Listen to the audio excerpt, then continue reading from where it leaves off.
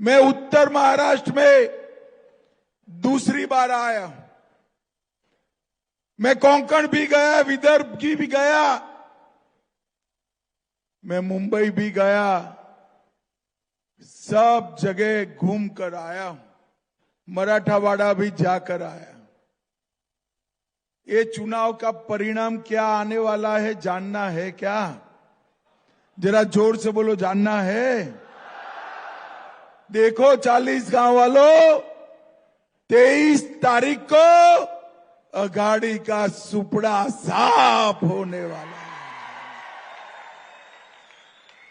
अरे शिवराय के महाराष्ट्र में महायुति की सरकार बनने वाली है। महायुति की सरकार। एक कांग्रेस पार्टी लोकसभा चुनाव के बाद राहुल बाबा बड़े उत्साह में आ गए। हरियाणा का चुनाव आया, हम जीत जाएंगे, हम जीत जाएंगे, हम जीत जाएंगे, और परिणाम आया तो टाई टाई फीस हो गया। हरियाणा में भाजपा सरकार बनी। झारखंड के अंदर आज मतदान होने वाला है, हो रहा है।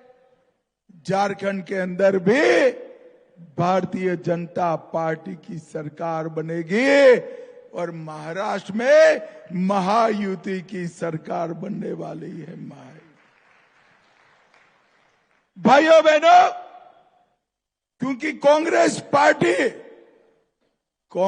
पार्टी केवल और केवल झूठे वादों के आधार पर और जनता को गुमराह कर अपनी राजनीति आगे चलाती। अभी महाराष्ट्र में ही राहुल बाबा साहेब आंबेडकर ने जिसको बनाया वो संविधान लहरा रहे थे।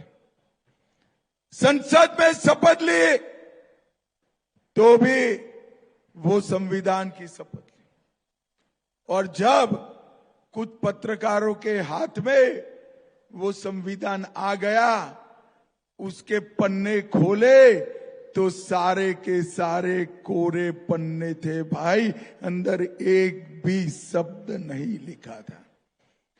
राहुल बाबा नकली संविधान दिखाकर आपने देश की जनता का विश्वास तोड़ा है।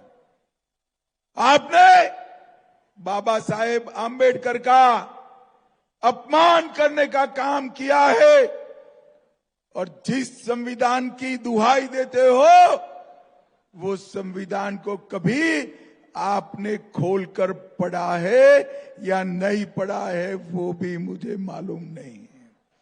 भाइयों बहनों, एक कांग्रेस की पूरी राजनीति फरेब के आधार पर चलने वाली राजनीति। वो कह रहे हैं कि महायुति की सरकार बनने के बाद महाराष्ट्र में इन्वेस्टमेंट कम हो गया। 40 गांव वालों, वो उनके जमाने की बात है जब अघाड़ी की सरकार थी।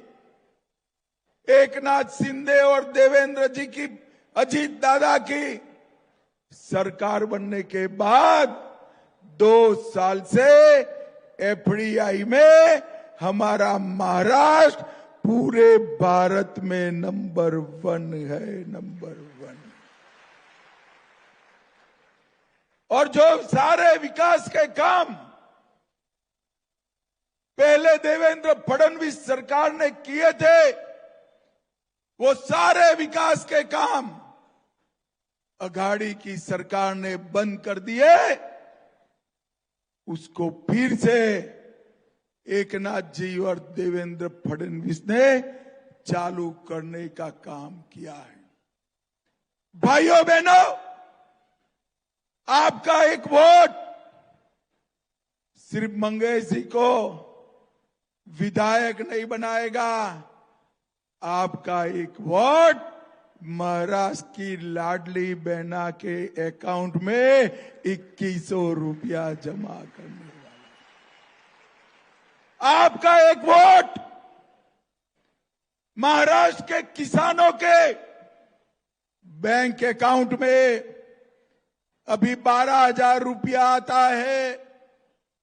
आपका ये वोट उसको 15,000 बनाने का काम करने वाला है। आपका एक वोट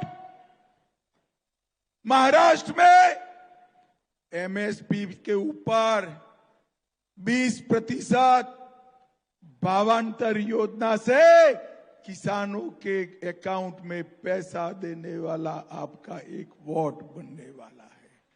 और आपका एक वोट भारत के भविष्य को मजबूत करने वाला। भाइयों बहनों, 10 साल तक सोनिया गांधी मनमोहन की सरकार चली। 10 साल तक पाकिस्तान से आतंकवादी आते थे, बम धमाके कर कर चले जाते थे।